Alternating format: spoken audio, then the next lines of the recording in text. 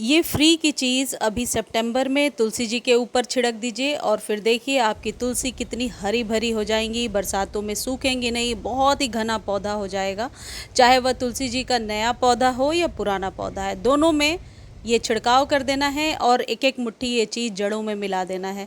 आपकी तुलसी पूरी सर्दियाँ स्वस्थ रहेंगी। थोड़े से और पौधों के भी हाल बता देती हूँ। गुड़हल पर जिनके फ्लावरिंग नहीं हो रही है, गुड़हल का प्लेलिस्ट है मेरे चैनल पर, जाकर देख लीजिए। देखिए मेरे गुड़हल में कितनी नई नई कलियाँ डेली बन रही हैं, 8 से 10 कलियाँ तो बनती हैं और हाइट देखिए कितनी होती जा रही है। तो गुड़हल की प्रॉपर केयर करेंगे या डबल चांदनी है या और भी जितने भी पौधे हैं, सब पर ये सितंबर में फ्लावरिंग लेने का सही टाइम होता है, क्योंकि बरसात कम है और अभी बारिश थोड़ी 1-2 दिन से रुकी है और ये बिल्कुल सही टाइम चल रहा है। तुलसी जी के पत्ते यदि इस तरीके से काले हो रहे हैं या सूख रही हैं तुलसी या पत्तियां पीली हो रही हैं, तो आपको क्या करना है, इस वीडियो को ध्यान से देखिए। वो सारी चीज़ें डिस्कस करूंगी जो कमेंट सेक्शन में आप लोग क्वेश्चन पूछते रहते हैं।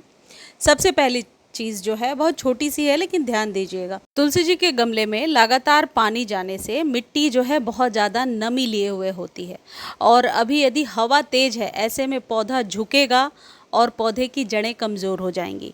पौधे में रूट्स तक हवा जाने लगेगा। जैसे देखिए आज हवा कितनी तेज़ है, ऐसे में यदि आपने इसे थोड़ा भी सहारा नहीं दिया है, डायरेक्ट ऊपर रख दिया है, तो फिर ये पौधा झुकते झुकते इसके जड़ों में हवा जाते जाते सूखने लगता है और हमें कारण भी मालूम नहीं चलता। तो मेक श्योर कीजिए कि अपने रूट्स के पास से ये हिले ना। दूसरी इम्पॉर्टेंट चीज़, तुलसी जी के पौधे में अब मंजरियाँ बनना शुरू हो गई हैं या आपके पौधे में पहले से बनी होंगी। जो मंजरियाँ मैं आपको दिखा रही हूँ, इन मंजरियों को यदि आप कट कर देंगे तो इससे आपका पौधा जो है अपनी पूरी एनर्जी पौधे की ग्रोथ पर लगाएगा, ना कि पौधा मैच्योर होगा। तो मंजरियों को हटाना एक बेहतर ऑप्शन है। हटाने के बाद क्या करेंगे, आप चाय वगैरह में डालकर बॉयल करके पी सकते हैं, हेल्थ के लिए बहुत ही बढ़िया होता है। तीसरी इम्पॉर्टेंट टिप है कि यदि मिट्टी इस तरीके से गीली है, लगातार बारिश का पानी जा रहा है, तो ये रीज़न होता है पत्तियों के काले होने के। हालांकि ग्रोथ बहुत अच्छी होती है, अभी बरसातों का पानी आपके पौधे को मिल रहा है तो ग्रोथ तो होगी, लेकिन पत्तियां बहुत पीली होती हैं और फिर पत्तियों में धीरे धीरे ब्लैक डॉट्स बनने लगते हैं, जैसा कि आप लोग कॉमेंट सेक्शन में लिख भी रहे हैं। तो इसका रीज़न तो आपको मालूम हो गया कि लगातार पानी नहीं जाना चाहिए। लेकिन इससे निजात कैसे मिलेगा, इसे निजात पाने के लिए बहुत बढ़िया घरेलू उपाय बता रही हूँ। इसे आप जब तक प्रॉब्लम सॉल्व ना हो जाए करते रहिए, 6-7 दिनों पर रिपीट करते रहिए। इस चीज़ का छिड़काव करने के पहले आप पत्तों के ऊपर अच्छे से पानी से, प्लेन वाटर से आप एक बार स्प्रे कर दीजिए, ताकि जब आप छिड़काव करेंगे तो इसके ऊपर पत्तों के ऊपर वो चीज़ चिपकी रहेगी और जो फंगस लगने वगैरह की समस्या है वो सारी समस्या दूर हो जाएगी। देखिए आपको लेना है राख। ये कौन सा राख है, जो घर में अगरबत्ती वगैरह जलाते हैं उतना ही राख बहुत है। 2-3 दिनों का इकट्ठा कर लीजिए। उस राख में आप थोड़ी सी हल्दी भी मिला सकते हैं और इसको पत्तों के ऊपर इस तरीके से सिर्फ छिड़क देना है। इससे क्या होगा कि पत्तों में फंगस लग रहा है या और भी किसी प्रकार के कीड़े वगैरह चिपके हुए हैं जो आपको समझ में नहीं आ रहा है कि ये कौन से कीड़े हैं, वो सारी प्रॉब्लम से छुटकारा मिलेगा। और इसका छिड़काव आप अपने अकॉर्डिंग कर सकते हैं जब तक आपका पौधा स्वस्थ नहीं हो जाता है। देखिए कुछ इस तरीके से इसको छिड़किए। रात के समय भी छिड़क करके छोड़ सकते हैं, लेकिन मैंने दिखाने के लिए ऐसे दिन में कर लिया है। पानी डालने से पत्तों के ऊपर ये अच्छे से, अगले दिन या नेक्स्ट डे आप चाहें तो इसको वॉश कर सकते हैं नॉर्मल वाटर से। आप देखेंगे कि पौधा बहुत ही स्वस्थ हो रहा है। राख और हल्दी का ये जो उपाय है मैं काफ़ी टाइम से बताती रही हूँ और ये आपके पौधे पर बहुत ही बढ़िया काम करता है। अब यदि आपके पौधे की ग्रोथ नहीं हो रही है, ये जो राख वाला उपाय मैंने बताया ये एक फंजीसाइड की तरह ही काम करेगा और ये वही राख है, मैं फिर से बता देती हूँ, जो घर में पूजा पाठ के दौरान ऐसे धूप बत्ती वगैरह हम लोग जलाते हैं, उस राख को इकट्ठा करके रख लीजिए, उसमें हल्दी मिला करके छिड़क दीजिए। और ये उपाय आप अपने सभी पौधों पर कर सकते हैं, इवन गुड़हल में भी कर सकते हैं। अब आपको अगली चीज़ क्या देखनी है, यदि आपके पौधे की ग्रोथ ना के बराबर हो रही है तो ये जो खाद बता रही हूँ इसको 15-15 दिनों पर ज़रूर दीजिए।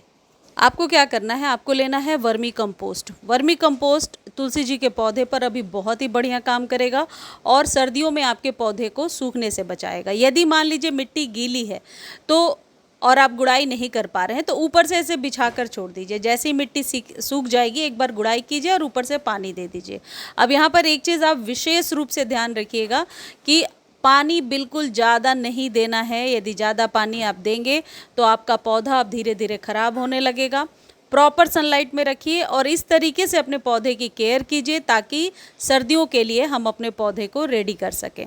तुलसी के पौधे पर यदि न्यू शूट्स आ रही हैं तो ऊपर से 1-1 इंच आप चाहें तो कट कर सकते हैं और ज़्यादा घना बनाने के लिए, यदि आपका पौधा घना नहीं है। लेकिन एक चीज़ मैं आपको अभी और बताऊंगी कि यदि पौधा घना नहीं है तो किस चीज़ का स्प्रे करना है। ये तो 2 चीज़ें हो गई आपके पौधे के कीड़े फतिंगे वगैरह को हटाने के लिए, और दूसरी चीज़ हो गई उसके ग्रोथ के लिए।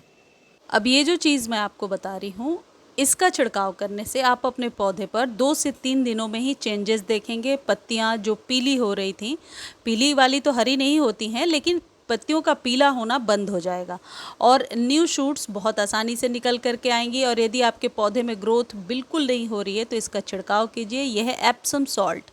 एप्सम सॉल्ट आपके पौधे के पत्तियों को पीले होने से भी बचाता है, ग्रोथ को भी तेज करता है और पत्तियां बड़ी बड़ी भी निकल करके आती हैं। यदि आपका गमला 8 से 10 इंच का है तो आधा चम्मच के करीब एप्सम सॉल्ट लीजिए, इसे 1 लीटर पानी में डालिए और अपने पौधे पर स्प्रे कर दीजिए। अब आपके पौधे के ग्रोथ के ऊपर इसकी फ्रीक्वेंसी डिपेंड करती है। यदि ग्रोथ अच्छी है आपके पौधे की तो आप 15 दिनों पे कर सकते हैं, या बिल्कुल ग्रोथ नहीं हो रही है और पत्तियाँ काली या कटी फटी हो रही हैं तो पहले 7-7 दिनों पर दीजिए, फिर बाद में इसकी फ्रीक्वेंसी को बढ़ा दीजिए। 15 दिनों 20 दिनों पर इसका स्प्रे कीजिए।